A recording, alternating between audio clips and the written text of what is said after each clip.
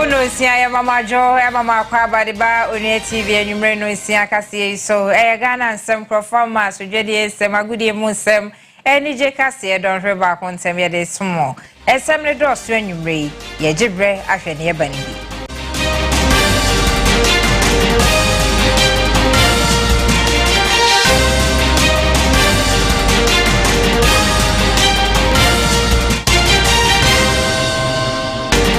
Ghana so for hwe afisem so e de amanebo atudwa afa abatafasa ye ko so e wo mfisha pimienu ne aduonu ne aduonu nan abato no emu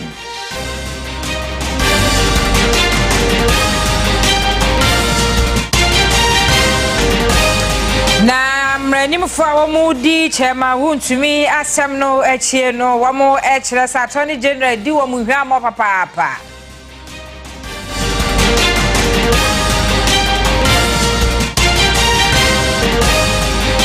Yebeko yakasi ewo atoyema ntemu na adehye ho kire se galamse ediomunye yie papa pa wode ho asem atudwa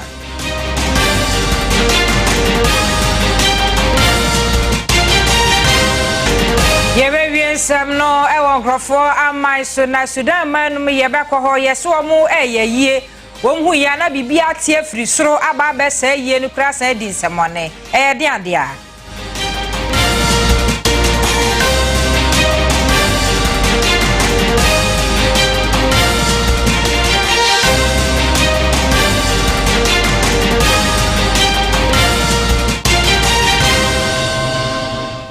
ensem no ebi ekawe ho Facebook ne so enyumre aya beka ye ho ba ye page no like my comment if you share man nkwenenim medin yade dache hima adwoa asante amne mese ayekupiesie kwame asante abusuafo ye hye nsem na se e de free bambo ho ensem na Ghana so afo ye abohwe bambo ho ensem so na se fisem so eye owura Mohammed Muntaka Mubarak wade atudwa e kire se emfishampim yenu eni aduonu ne emfishampim yenu eni aduonu na abato ekoso ewo my Ghana mu no mentebe ho ase ene basabasa ye ekoso a enya ade se etwa yie na aka ho bi ama wode ho nsema atudwa e kire se wati abedwaku a wonom eye ensemi mu enhwehwemu na ekowi ase no na wonom ede ho nsema betudwa e kire se ene enipa wonom to ananom wanse de no ekeka ko be se edunum ewa abato ne mienu Tuomunto kwasem yade a akwaye konton krowi ese amansan komo omantiasemai Ghana mu enam so amabra wo hia sentwefo no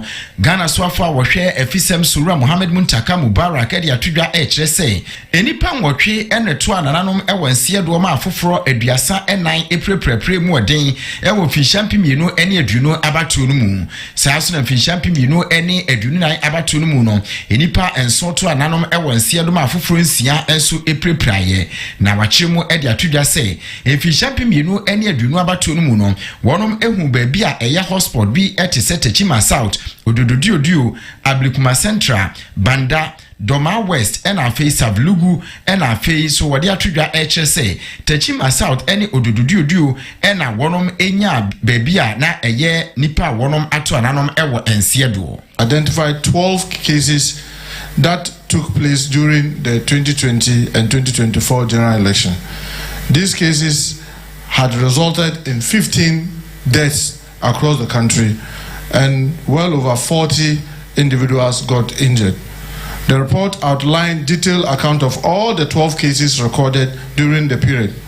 The detailed report, which has been submitted to His Excellency the President, also contains the various incidents, how they were brought or got to the notice of the police and actions taken by investigators in line with the laid down investigation protocol and procedure.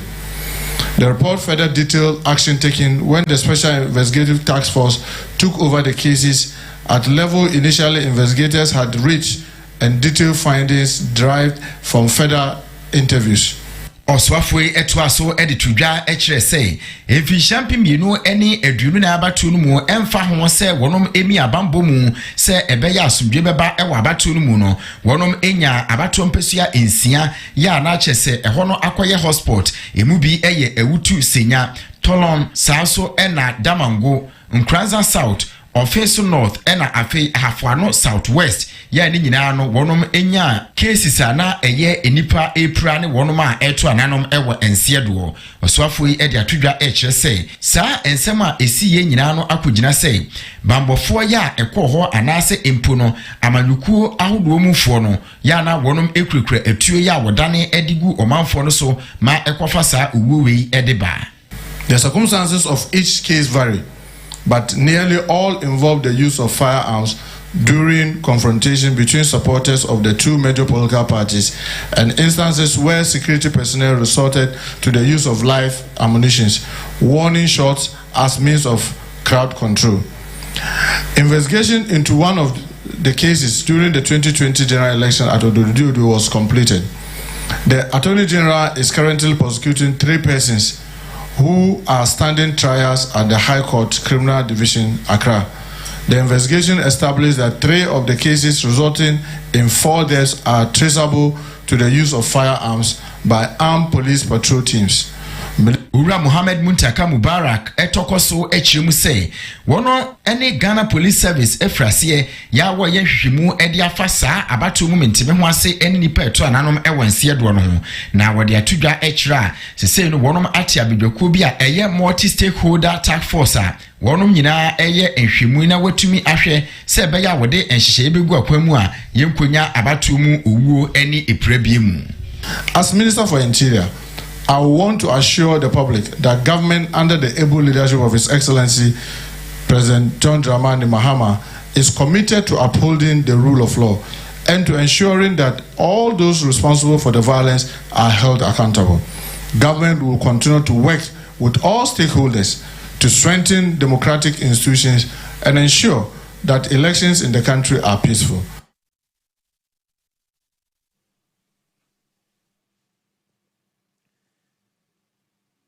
Yanto aso ewo gulumpe ewo bunu east mantam no emu na hwehwe na ya aso ya wonom enehwe efisem so edeto won so se wonom enna be se enwumre no nsia no so na nopa no nsia no saa hwehwe ene wonom asan de atodwa kire se enam afutuo ene sede ene woba omai Ghana mu a aso ya wonom ena ehwe efisem so ene National Security Council no etu wonti no wonom ayi saa hwehwe na no e de afiri ade hia wonom ewo gulumpe so afo be kan wa hye no so ana no ada ena mentime ho ase ma ne ho me so gulumpe krodua mu wa bra wo kyese mabunu ko mienu bi a kyese wonom aduma wo ya ne se wonom ehye bidie na enei entokwa eba wontem ekowi ase no sikantwetwe ne etututo eba mu ema binom eprepraye eno ena eka ho bie ma National Security Council no etu Interior Ministry no for se wonom enhwe na wonfa hwehwe na ento won so se de be ya ebetumi aboa ma bambo ho nsem aye adwuma enei bibia akoto na kwamu ama National Security Council na sade atu Interior Ministry nanim se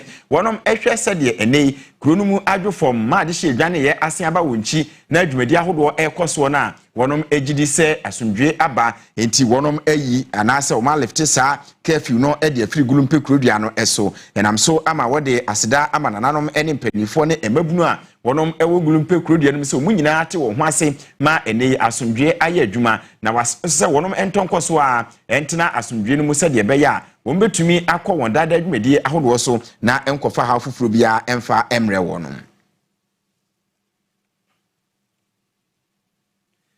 Yeraswa ewo bambo ho ensemu na kane no nanka yegidi se bambofo eyeye ne ayenya bambofo bi ye namfo ya kyese ye ne wonom ekoba ene ade asanse dodo na eyeye nuanom ye wofanom ye wofaase ene ye kununom ne ade a nanso na nsente mu behwe no na kyese kwabrane patrigi hwintin a civilian na wokope bamboni ato akire no na kyese eno akoye ensempi first no kura de nka gya nyaka se obi yosre ni ananka onde na nka hu woni mu pa ya yemfo mu eni agro nanso na nsen civilians ye ni ya atra ye ni nton ama kyese emfa ho ene bamboni kura nipa no eye no obehu ana ye ate won so atua na eno aka ho bi ama ye hwe se enei no eye yen ena ye ni etra ye ni nton ana se biribi ena bambofo no so aye me ho abufuo abehye civilians mu ma aka ho bi ma sese ase yensuro bambofo no bi mu ana yenkwa ahoma no so na owura Richard Kumado wo security consultant omo aye na ye ni sa nkomo isan so mo na wani e wo bambo ho ensemu owura Kumado majoe mina medase yanko ma yenhwe kane no nanke nim se bambofo no wo mo ye namfo ne ade a sesei no as a civilian bia aka ne ho ana wo mo pese wo attack security officers no eyebu na yemu ade ana sesei no ebia security officers no so na aye bibi ama sesei ase yensuro wo mo biem ede na ama ne koba ne sa se wo koba mbo mu a. Okay, and Pacha, and no one, shared responsibility. Shared responsibility between law enforcement officers and civilians, you know. But second point, I'm perceiving making so strongly, sir, lack of punishment and also punitive action against almost flatty laws, you know. When law enforcement officers and also civilians, you know. Creating some high levels of lawlessness and lack of that punitive action is leading to awkward behavior and some level of high level agitations against the general public. And to say, somebody misbehave or flat our laws, there will be appropriate punishment for the person. Meaning, we'll continue to witness some of these problems. Law enforcement officers are against civilians, civilians are against law enforcement officers. Point number 3. Public education, any awareness creation, so that civilians to know their place when it comes to security management, and law enforcement officers to know their place when they are dealing with the civilians in all situations. Start here with I'm saying and I say very effectively. And not a creative problem. Mami Mao scenario. Say law enforcement operation. Now when law enforcement officers on operation. As a civilian, you are not supposed to engage them. Engagement here means that don't give them water, don't give them food, don't talk to them, don't go and give them phone and communicate to them. Say, oh yes, sir, now what you say there's an adverse outcome of the operation. It will go against you. You can say you are interfering in law enforcement operation. On the other hand, law enforcement officers almost you're operating in any community. Now, compulsory said they have to inform the general public. They have to do it. And this is what they don't do mostly too much. And creating some level of problem for us as a nation. Mr. Kumadoma, yenhwe na wo keka say lack of punishment any ade say ekobani say ya what are some of the implications ebetumi dia bra yen asoman? Yabehwe na yasan arezi owura Kumado ewo ahoma no so na yene na toa enkomo no so sanse ba bia eduru no enkomo no mu ayede na ene se wo hwe se de ene enipa owura Kumado na mi bisa se ekoba se na wo ka se lack of punishment se ekoba se ye kwoni se ya na kwasi kwaye ye ya antwe na so nti kwadwo koye bi ni ade a ensunsuanso ben na betumi di abra yen se o man so ni say law and order be break it down. Now, law and order break it down. The security implications are huge. Safety breaches no so be huge. The other one, everybody say, civilians attack law enforcement officers more. Now, when you attack a law enforcement officer, particularly when they are in line of duty, they will respond, and in their response, and it will lead to community crashes against law enforcement officers. And because law enforcement officers are well trained and they have weapons at their disposal, it will lead to a number of crashes. In the case of Namodiano, can you imagine, say, the Namo boss is dead, and I say any of officers, no, the community succeeded in killing any of them or all of them, just like Major Mahamadiano. And I mean, from Sunday up to a net, we will not hear good news. And I mean, what? Sanity. Okay, I said. President Mahama Koboko can say the military shouldn't touch the civilians shouldn't touch the military. Or the next 2 days, say, okay, I see here. And see, those are some of the things you can say we need to take our time and relate with one another more professionally and more properly. There's so much anger in the system there. The least thing now, no person attacking one another, whether they are civilians or they are law enforcement and all that. Me say what can resolve that particular problem?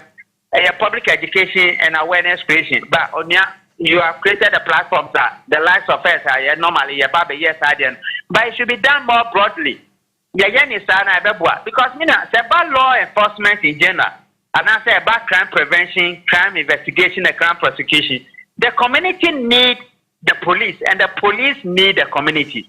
And overall, a shared responsibility. But if we don't understand one another and we keep on fighting, then we are not going to make heads with, and there will be no results. And at the end of the day, everybody will be affected. Ora Richard Kumado ma mena se na yemfa wonsie gidi se ebra no bra no yebese aba abedi enkomo yeda se pa ene obra Richard Kumado security consultant na waboa yemi ate enema bi ase no nti se ekoba se civilian bi attack security personnel asotwe a ese efata no yemfa ma no se de ebe ya dankwa ma bi no ofoforo so enkonko ye bi.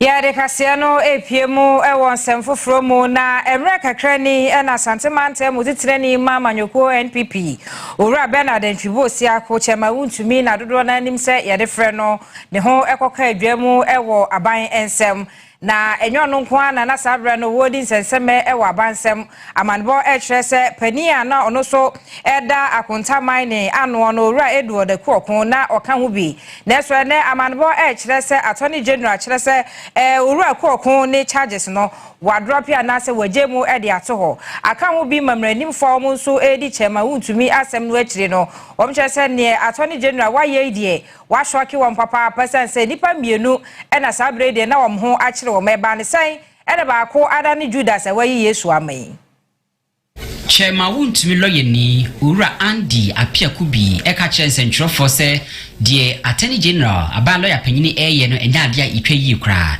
eka me akoyese atentene ne ho nsem ena wodi edi agrosa no. I always sound this morning that we should be careful not to attempt to influence decisions of court. Attorney General is also Minister for Justice, and his role as Minister of Justice is even more important than his role as the Attorney General and Government Prosecutor, because the justice of the moment is so important to every one of us as citizens of the country, because our emblem is freedom and justice. So if Attorney General, with all the materials available to him, all the resources available to him, including human personnel, if it is just for him to only rely on a former accused person to prosecute a matter against one of the accused persons or some of the accused persons, and he thinks that justice may not be undermined, that is his decision. Kwa dua ye dia bo Chema Wontumi se wakotu fomu agudie wa bra woni ehun krata afi wakotwetwe nnua ewo manyi kwaye mu wasanso aboa afoforo binum amwetwetwe nnua ne ade no ade a Chema Wontumi ese ni nyina enye nokre wo criminal court 4 ehonomu ebra utimuafo Justice Audrey Kokuviti etina akonwa mu no nenka aban lawyer 4 pese asem no yetu hyeda eda kakra bi se de beya wode enkrata opeso de ma Chema Wontumi eloyeni the friend disclosures no attorney general ne mpanimfo bitim dia kwakoma wo enam so ama mpanimfo tu asem no e de ahye November bosumida etosu edu mienu na ose wo betwa so criminal court 1 hono baby a Chema Wontumi yede entansan abono na enam so ma woyi ne ho ano no aseni no so yetu dia hyeda akopim December prunya bosumene da etoso 9.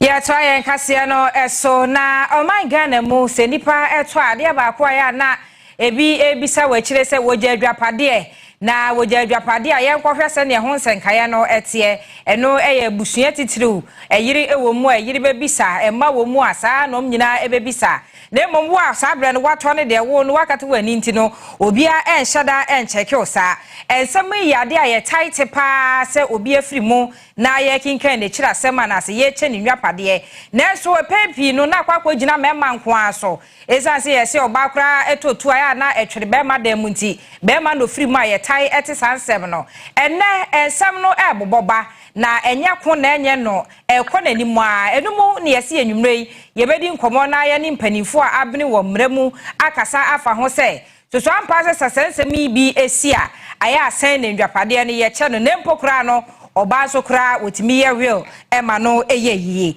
ye ne lawyer Nana Obri Buahen eni enkomo emfa sa amane ya mede ato wanimu yi ho lawyer maju onu akase da ase anwumrei Yeah, major so. Yo. Wadaruma mayanti ensembi ase se akoba se obi efri mu a na dwapade aye de na to no e wo mram. A lot for the coming, you know.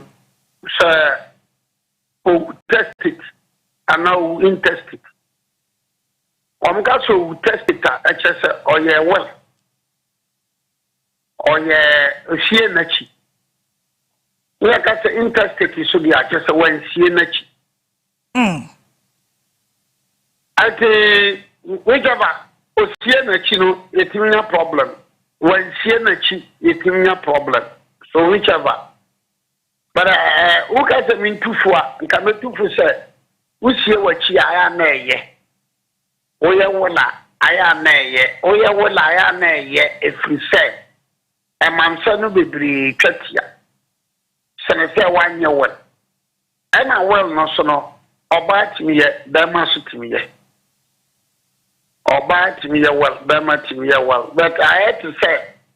Then the brain paradigms and the man coin is or me well. David, about me well, that much me well. Okay, Obia team in Nassau, I'm finding out the shandy. So about me well, that must be well. And also he apa.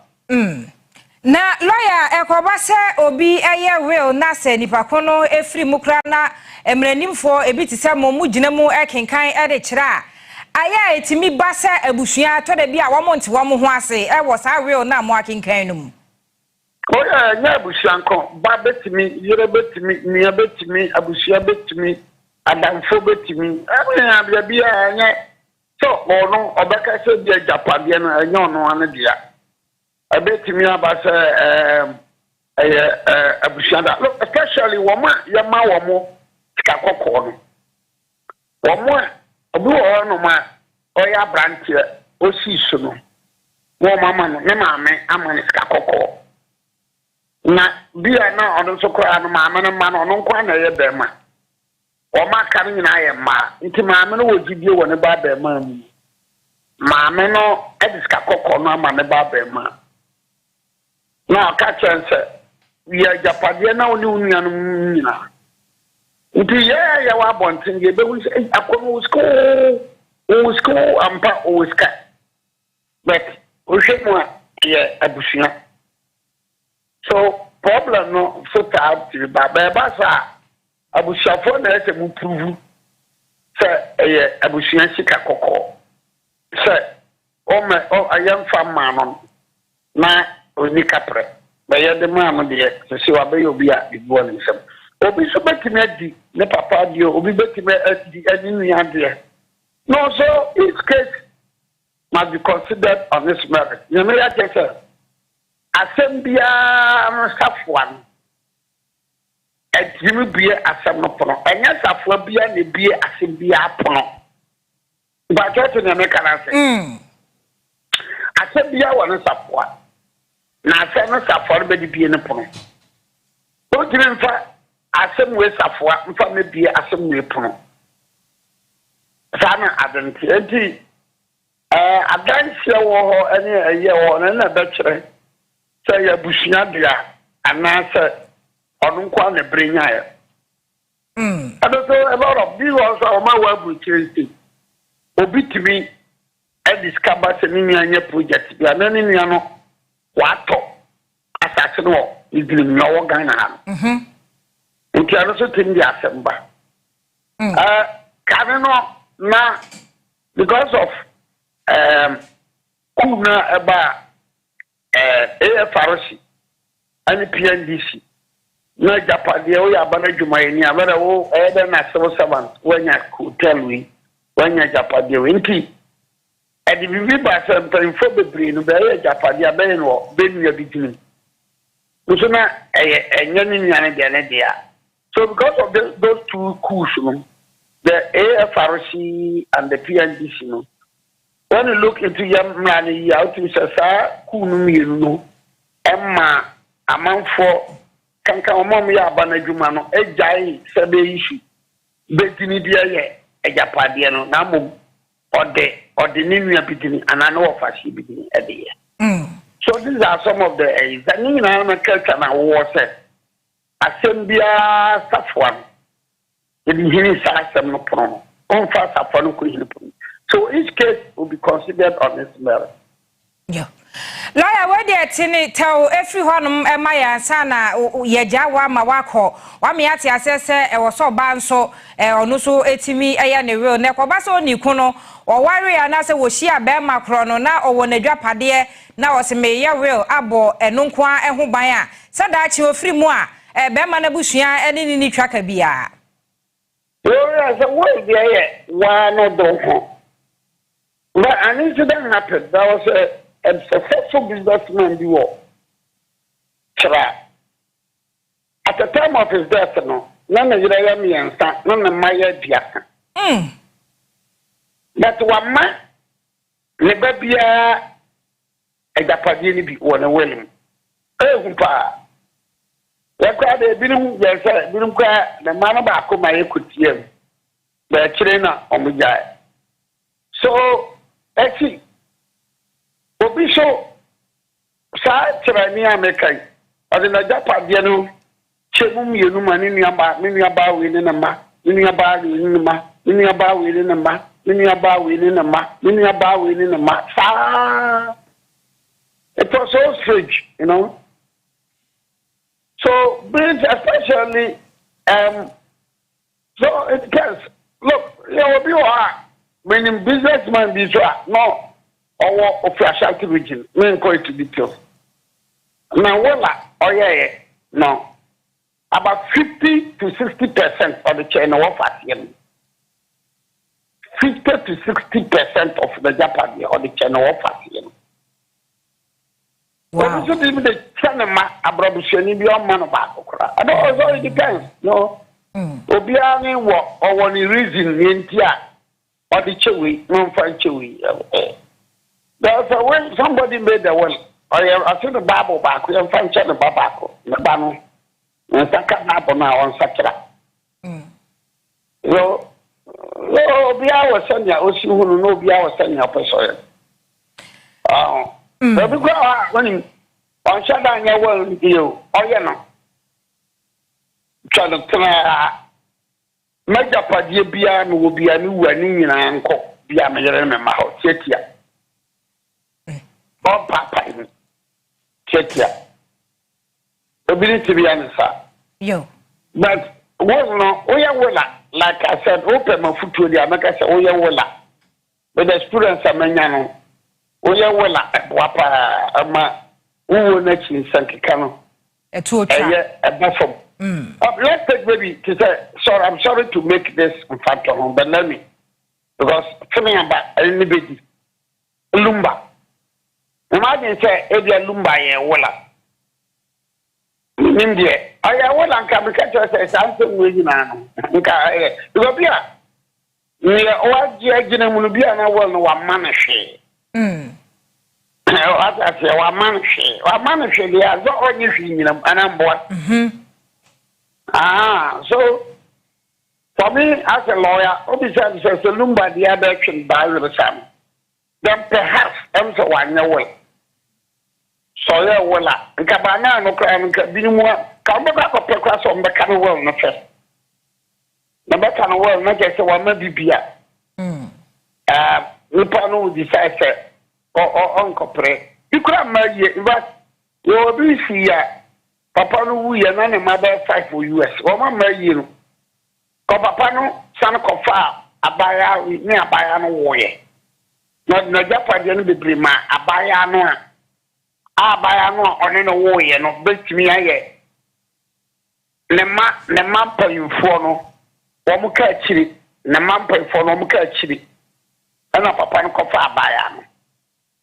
Ati ne ma pa yufo no that's on the Mawa warm festival, or Mukachiri, Kuran when you listen. Near Okofama on an away, no, was then Yamanin in a chair. I see. I think foreign in our beer, my you. A personal way, Japan people, wine tea, the mampa for beer, my you. Wow. Lawyer, and Comono, Edena, Yabaji Brena, Yani, Abum Punim Pun Dakrona. yetimi atwetwe bebre agumfidie so abo amamansan etie na ebi so afafutuo ewom sebe ya adache ye ni ho no mo a ye chiri ebekoyie tie anwumre mi amfa wunsi na ye nase umra wode afem ye conclude no wo no ye no nyame be enka nokre ye pa mfa so pa ati wo bio wo ni bio na be so no ye hwe ni anya me ya na akwaye se me nyanye I'm telling you it's very very good how is that very important very very important Mate lawyer yeda se enwumre enti yane lawyer Nana Obri Buahe na akwotwetwe nkomo efa will ho da bia yete se obi firi mu a honom na ya na asem kese no ebubo efrie na wache nani so empokra me hu se ema nyina ye wo chefa ewom se wo se yesiesie ye chi sebe ya da chi oba ni ho be ma ni ho no ma na chiri ebe ye kama Yentu asonko ato ye mantemu na yenko yakasi na manebo efiri oba ene se omanfo no sufre aban ni ka biewumfo se womra wonsra ba mu san se wo munsuo ba ko ho a wonom enum no galamse adawroma eni aye pika se anopati ya wonom ede ye hwe ya enyeye Ensu a yefrɛ ne sɛ yakasi ene nea ɔmanfo dodo na no ɛyɛ ensu a wɔn enya nom ɛwɔ empatam hɔ nom a etime ɛboa ma bibia time ɛkɔ enkan arehosam ene sɛ sabre wo hwɛ a ayɛ atɛkyɛ pika ya kyese ne nyina no wɔn ɛkyerɛ sɛ nipa bi a wɔn ɛyɛ galamse adwuma yi bi ene enubɔne ahodoɔ ya wɔde egu ensu mu ntina manenom no ahuduro ene de abamu a ɛne nti ɔmanfo ɛnkwan so no ama no abeto ensɛnua ni wono ade atwedwa atrese nua hodo ye sisisi ho ni nyina eyade se de womo abubu ni nyina ade afiri ho no a wode sobo ahodo ade ehwama ne nyina no ade akwakoto forestry commission anim se de beye no obehwe na ensu wo betime abo eho ban ama enyoma timi akonkan nanso ni nyina mu no timamfo akire de a enya de se de ha hodo ya womo aka ho asema akire forestry commission no womo atimi atu ho anamon papa bia medicine ma ye no ye dware ye bibia sisi entumi fa anya hwe si aban on hwe ye na ye ho akire ye minis kampa me de beto nsu ano sisi am entumi fa anya hwe galamse no omo ase nsu no disem koto pipe ansana me dai mkuku na me ye ton e business no no so ase sisi am nya nsu bi am de ye aduma Empanyifo ya wono eda krutua yi ano ene nananom ahemfo assembly members ene empanyifo ahodo a wono kase epunu na epunu womo nyina de womo nsa atomo ensayemu a na acheso de adesre ene de eko edema Western North Regional Minister ene afenso a won municipal chief executive say wono ebitu ho anamo animanim ya na wahwese ohawo ya abewie won so no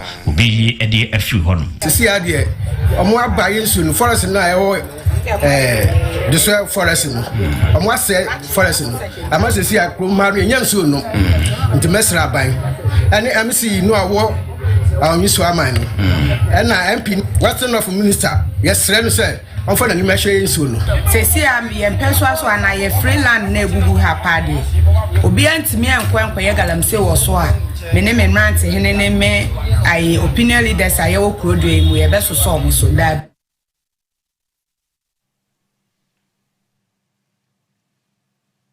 When you saw here Onua TV or to your Facebook and so I had the chin kakra page and like my comment say Pia share man in Conin my brother ye tree and jab from Kratwaba.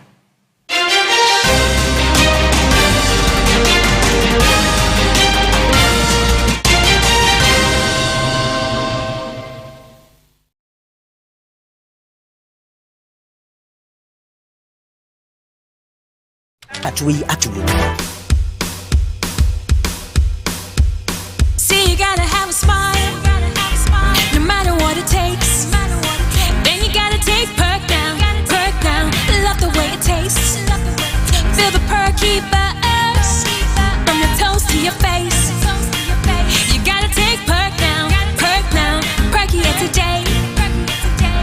Say oh, oh, oh, oh, oh, oh, oh. You gotta take perk down, perky it today.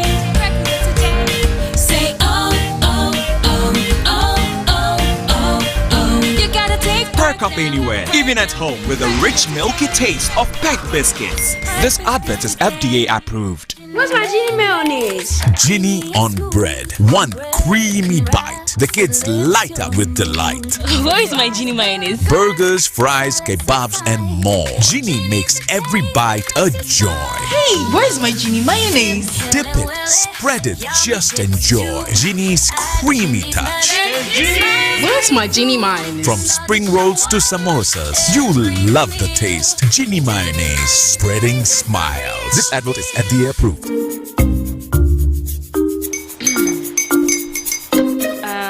Kwame and his uncle are almost here. Wait a minute. This one too, your friend Kwame. Wait, Kwame. As in the same Kwame again? Yes, mommy. I'm the second coming. Into all this tension just to reintroduce that broke boy from Kaswa. Why would you deceive the family like this again? Now I understand the whole delay. Trot from Kaswa, dear. Why wouldn't he be late? Or be late, of course.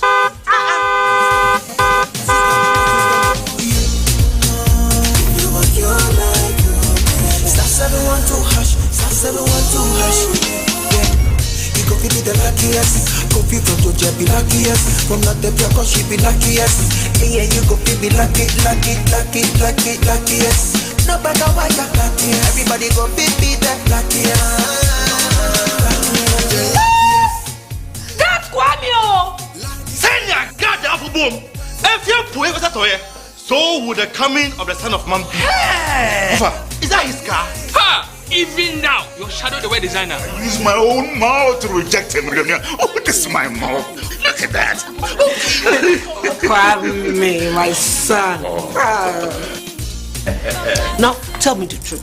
How did this all happen? Oh, mommy, simple direction. Mr. Goodluck no check me well. Yeah, man. Easy car. Or dial star 712 hash. The devil is a liar. He picked his ticket and entered his lucky 5-digit number. I'm his birthday. Oh, how romantic. And he followed the prompts, yes. And then boom, confirmation test. One quick, pick 5 numbers for me, okay? I'm feeling like 7. Dial star 712 hash. Choose your ticket.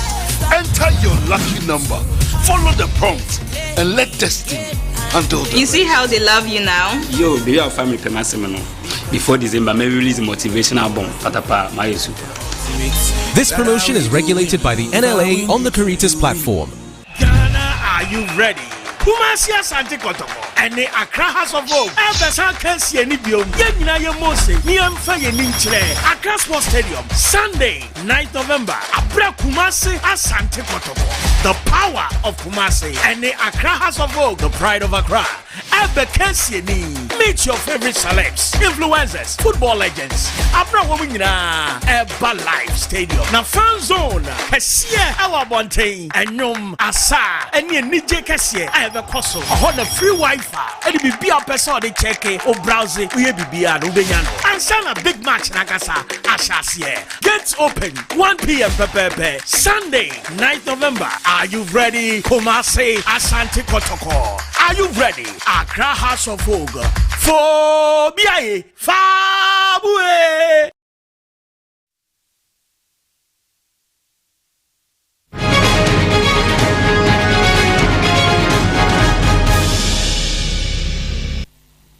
Abusiafo yɛnto aso wɔ adwade nsɛmu na yɛmfa yɛni enchimu ɛwɔ Ghana sika krabia batan Bank of Ghana wabama ne ɛkyerɛ sɛ enrom ɛhwɛnimu sɛ wɔde bɛɛ sɛ $1 billion ɛbɛwura capital market no mu a ɛbɛtumi aboama yɛsidi no akɔso a enya ahoɔden ɛde etia America dollar no na wei ɛyɛ nhyehyɛyɛ ahodo a Ghana sika krabia batan no sɛ wɔyɛ na wɔde aboa sɛ de ɛbɛyɛ ankakrakrakra no yɛsika no betumi akɔso akura na hoɔden mu na enchepi ɛno mo de $1 billion saa ɛde ewura mu a wasan abo amaneɛ sɛ enche wo bɛsan ayɛ bi mu sɛ wɔnom ɛsan de saa foforo ɛba na kyɛ sɛ bosomi mienu entem no wɔnom ɛde bɛ sɛ $2 billion ɛna wɔman inject ɛwɔ capital market no mu a wɔde ɛboa yɛsidi no ahoɔden na we nyina ɛyɛ nhyehyɛyɛ a wɔnom ɛyɛ ɛde aboa yɛsika sidi no yɛnkɔ ahoma no so na yɛnkɔdi enkomowura Julius Jima ɛwɔ ahoma no so na wɔmmoa yɛn bɛsika sɛm ne ntotoɛ ho nsɛm a wabene mu paa na yɛnte ase sɛ deɛ Bank of Ghana ɛyɛ no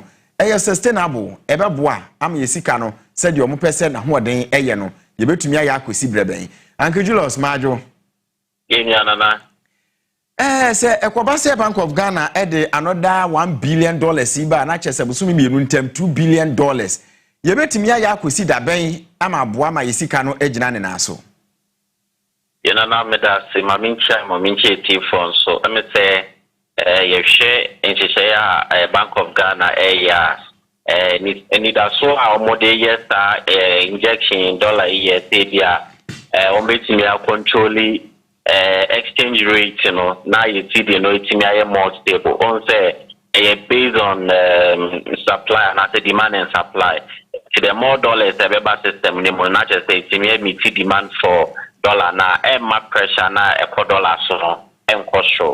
Now, OSHA timing, so I will be a fan of timing difference between October, November, December, year for Christmas festivities, import arise. International say Ama Bank of Ghana, ABR, or control import bills and I say import cost. This period, you could December more of say. Ama dollar na for because if you deform be kan your mafia bucha bani ni na no na dollar no mo be here but question can see pa ye ni na ye hwe ni me ye de obusa me which is the sustainability na ta ban be injection of liquidity as a foreign currency na boa di be a friend with the flow of money and after the circulation of income in the system. Na between a capital injection and this liquidity injection in monetary economics also buying spending so I was so and I think so you share investment war minimum now say you share BBFN or your net export now o share buying spending or fem kakra friend government spending no. One of the ways injection of capital and as a liquidity or system in the say for example, roads stimulate the growth ne woman a buying to contractors describe shimu now no contractors near the car or me afa embebune juma na materials and so beto tono can be that side now if can rotate revolve na buy and generator. Na o share buying spending fem. Now share investment in so on buying shada any so much investment research and development and also the productive sectors of our economy. And tikana buying the shimuno na yanshia yintimi enya the returns back na ye pese intimidate so city na no kwano. O share lastly so ye import and export side no for the whole year running yetimi are recorded trade surpluses and so we injection as we import less than or exporter na sabe shedan here say obey injection ni because the botarity chua we injection say import be cost we no person the dollar ni biba but we are recording trade surpluses in the exports now. They say, I am more than imports, and I was a system now to me generate the dollar within the system. No, for that is the value I be creating. Nanka, I buy no any intervention be brave our market name. And the also Bank of Ghana, Omutimi, a share, a honey, and she one in as much as say be more stability in the system. No. The buyer forex maybe a currency be more stable no be rich ubon say the export sectors and the enya kono say your productive sectors are your best production or mining money DPA akoton bi wa brochre enya tikadia bo mining no boost the export sector and I watch and so a Bank of Ghana omomon katemu so no almost say capital inflows foreign remittances and foreign direct investment are eba mining no nyina so because then a buy no exchange rate and ma enye akono say sebe amonone ene omomo abrochi kwa no mba be invest into mining mo de abrochi sika so ba be share o mining mo there was a Bank of Ghana omutimi testing slowly now fe no mo de omo observe economy ni kakra yes ye pe the balance and ye pe the stability ye pe currency no enya hoode but any injection no and share the principles surrounding monetary economics no e be reach crampo no bon se be san kwa inflation or their business single digit no nothing so no your trade balances are him any abinance of fiscal policy, monetary policy, no, and it teach you a buying spending, no, intimi enya the true value of what buying no. In summary, no, it maka say abina kumbia for this time. I think say but so far no also kakra no muntimi mayen focus on the real production sectors of the economy ni intimi grow that side no my economy na no sika 72 epedie na no intimi imbalance ne ho kakra na mo no hwe na se bia import ne cost will be brepe na fe no wetimi add injection na but they say all indicators are favorable. Imports low, exports high. Over single digit inflation, and I feel GDP growth rate and so a match, okay. Exchange rate and then Bank of Ghana they buy 10.8, sell 10.9. I think say to me observe at this level than injection numbers towards the last quarter of the year. And she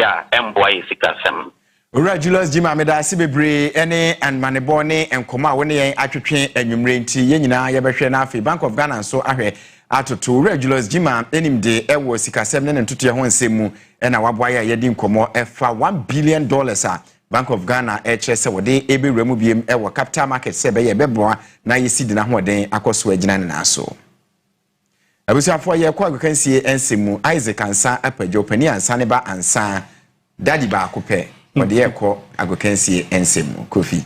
All right, and every room we are said is here a sports ministry at night and come kakra if you are by Samson a kafa confirm say odwani echemu countries are or more able qualifies no wo mo dey bi ababe kan ye dan ho abatia wa ye ba ebe room.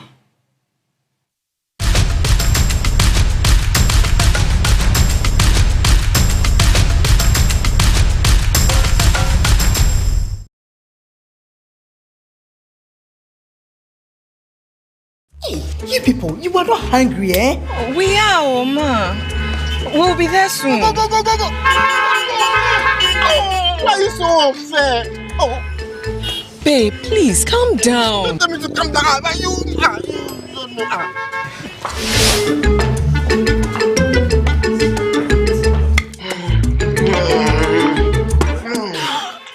you seen this red light? Oh, this light is wicked. Oh, you are telling me to calm down. Don't let hunger slow your vim. Chock it with the great tasting Royal King Cracker, made with butter and fortified wheat flour to keep you going with your bugger level intact.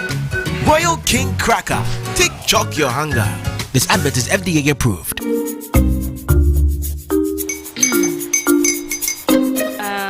Kwame and his uncle are almost here. Wait a minute. This one too, your friend Kwame. Wait, Kwame. As in the same Kwame again?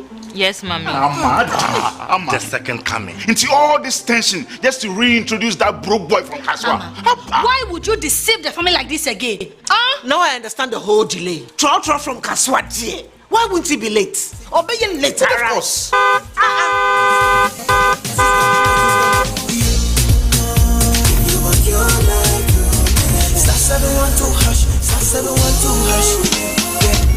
Coffee be the luckiest. Coffee from Georgia be luckiest. From not the cause she be luckiest. Yeah, you coffee be luckiest.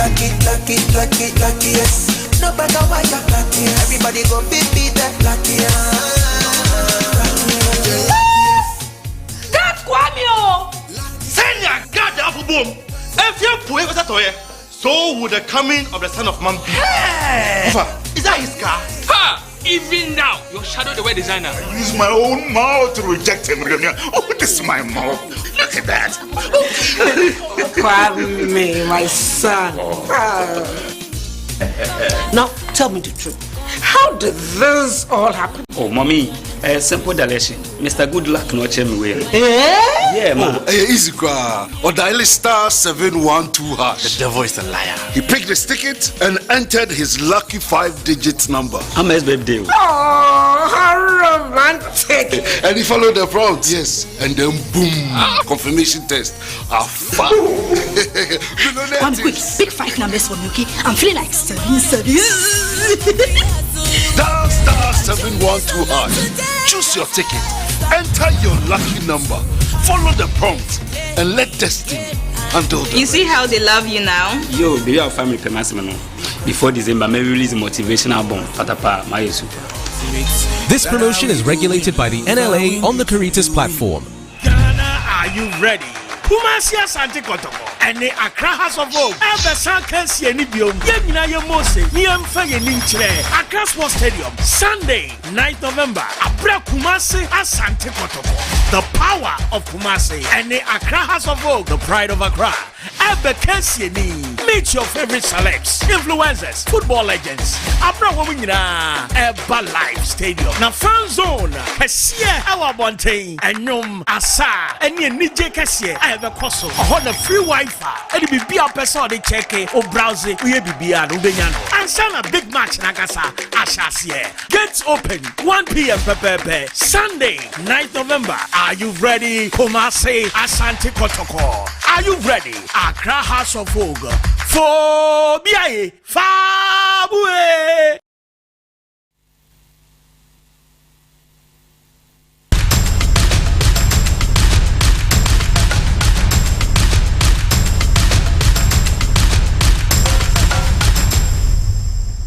Edi am just wo Isaac Ansa apeja Emerson say dey agudi mu nsem eso so dey ma we den me kase no so ye sha say dey fit car fa so ye and me ya the statement about bontin say a man AFCON qualifiers and anu Ghana boy ya omo Egypt free mo no e man 12 na wasanko mu kusi akan e wo the next AFCON yes executive committee akotena say emene omajatum so omo emfa additional 4 countries enka ho enti Cameroon, Cote d'Ivoire, Mali and Egypt and na ye do maka ho a women's AFCON a ye bebo Ghana qualify Egypt film no say a movie from 4 countries equal 16 enti 4 countries you movie more the last stage you know and penny for the omo ababeka ho a eno putupru and remain sema e feel ho enso e ba ye de e ma e wo djumedi no eso.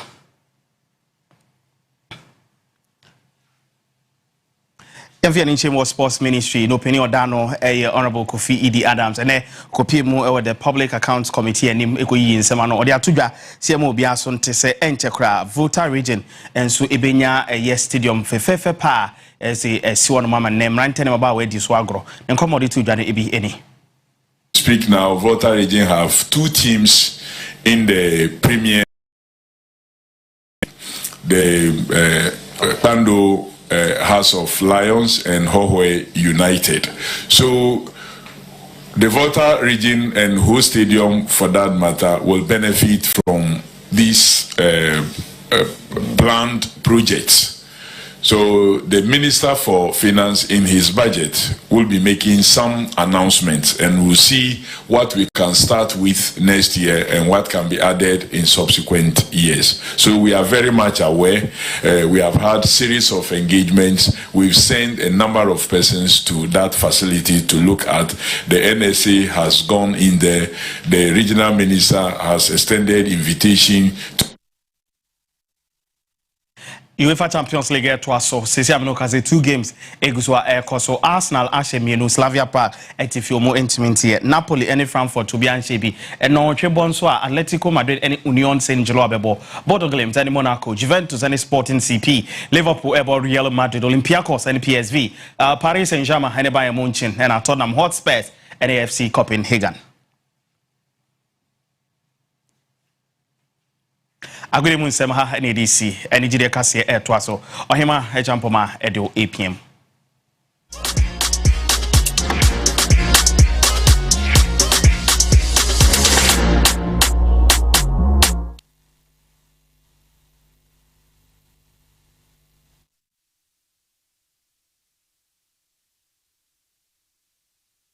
Emre edrusum de je kase to aso midin ohima champoma ye hwensem we free America na ha se ne amahodo so de beso mo se nwumre yi enije kase e bebohwi na yakwakopie mu e wo US abrochime mu honom abrante adwumtuni bi e wo honom ne din edit Drake na make say de e ade a Drake Atebri Universal Music Group ye twane tie friend UMG ene adwumtuni ba kwa ne din edit Kendrick Lamar wo mo akwakopie mu e wo court ni nyina ne se abrante Drake ehwa o se Universal Music Group omo ayenhwe han ama Drake enyum bi a Kendrick Lamar abo edi afa Drake ho na wo se enyum na edidi atem papa na se wo mo edi natem na atenie ni bi a wo kire se ewo enyum no mu ene se wo se wo hwa enyum no nsem e ka kire ni nyina ne se ono abrantie Drake no empanifo a wo mo asisi wo ho so asebe empanwu agudi o betumi agu edi bie no wo se enya no bi na wo pe na ono de emre waposo nso so adabi o se enkwala motofo a wo mo ehun so se sa agro no mbedi no sankrofo no enkwa na Drake pa che se Drake ti asemi watabiri dia kokopie mu e wo court na so court ekire mu a enye sa na omu susu ti a enwom no pa kire no ntino mabo asem na gu Drake asan tiem wasan de akwakopiem court se asem no omuntena se no mu nhwemu yie na ensem no eyade a potokasem ne efre ne defamation no enu bi pa na egu no na eyade a wo mo anhwe anka ebegu no ho fin asan aha na busua ene na dofo nyina Drake insense me hu yade a ye ni edi echi papa ye be di echi na ne esie bia no de ba besum onue ni je kase ye to so akwakopie mu e wonsem fufuro mu abaya bi wono Ghana ni pa so abrochimemu e no odi nagro ni din ene amare me kase woso wono wonyini nyina no ba bia no wo se ne nei wotumi e ka ensem bia e hihye ne bo ohu ade bi ne nkoyi ya wotumi e kasa no o se wonyini no nkrofo na adwetwa no ho ahia no wenhunu bisa ewo ho enu nti no osesese yankopon adom no ama watumi anya tebia bi atena na platform akese ewo no obetumi ede akon ama esankrofo a wo mo eka bia entumi nu bia osesankrofo wo mo nu nsem no mo ka afiansa no mabia num enu nti no wo fa akwanya wanya bi na se adwuma bi no obepe ede ama wo mo na wo pe ba bi as a school no mbeko bibi betumi ama da bi se wo mo ebo sankrofo ni din ewo nkrofufo so na se ba bi o mo akasa wo mo tie krampo na eja wo mo din no atumi abanimonyam kakra ensemi eyade eno so ani kapapapa enu ntina onua ni je kase ede ani edi akire senia amanfo mbehwe no obi nso so Ghana ha sei obetumi afasa initiative we bi no aboa omanfo bia ebeya yipa abusia hanom na nwere ni je kase amede so won ni nyina esimidin ohima echampoma Blazers Ghana ahyeme atare etwa ye ho ne akofa ma hodo so nsem akra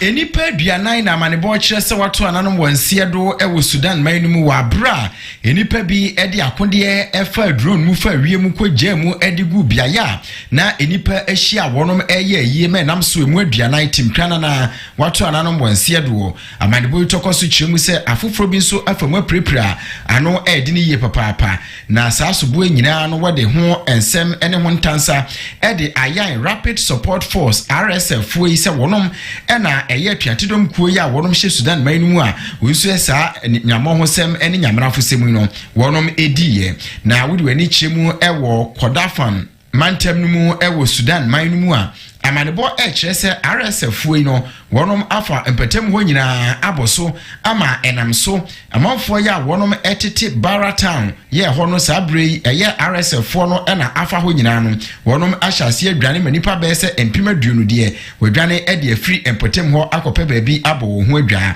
na yene mo ekesei entokwa ekoso ewo Sudan no ama ne homene so pa ewo empatem ho atitiu ene bara area ho no mo a enye asemketwa Ebusia yada se wojebre ene yetna don hweba ko entem ye sorry so amadwumadi nkaye atwa so chenya me yadoma Mr. Kells ni surprise saloons for number medebeba abesomo so me auntie Rosemond Abwaje ene na woda Mama Rose nyakopo enhira wo mani nyina yesi efilu papa nyankwatenten sebe ya ebetimi ahwe mu wani age ye sorry na niaka embra midin de da chehima adwa asanto amene message ayikupiesi Kwame Asante